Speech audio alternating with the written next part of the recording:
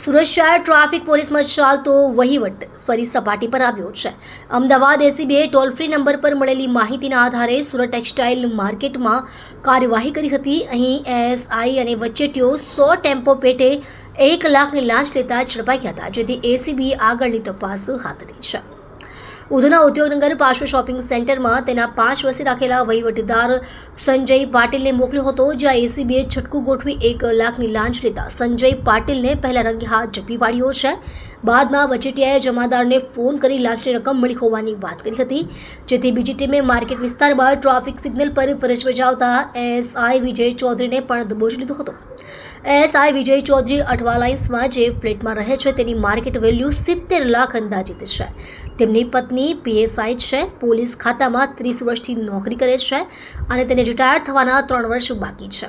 વચેટીઓ સંજય પાટીલ અગાઉ tempo association સાથે સંકળાયેલો હતો અને હાલમાં મિલોમાં કાપડનો કોન્ટ્રાક્ટ રાખે છે. ગત રોજ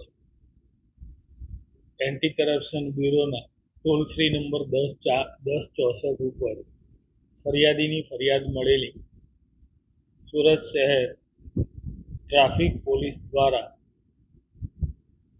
ટેમ્પો દીઠ 1000 રૂપિયા એમ 100 ટેમ્પોના 1000 લેખે લાખ રૂપિયાની લાંચની માગણી થયેલ હોય, જે લાંચની માગણી જે ટ્રાફિક પોલીસના એએસઆઈ વિજય રમણ ચૌધરી તથા સંજય પાટીલ જે એક પ્રજાજન છે, જે પ્રજાજન લાંચની રકમ સ્વીકારતા રેડ હેન્ડ પકડાયેલા અને એ વિજય સાથે તેમનું મેળાપીપણું હતું.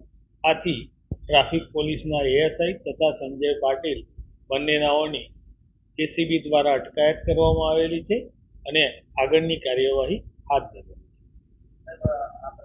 હા, એ તપાસ અમારી તપાસમાં જે બી બાબતો આવશે એ પાછી આપને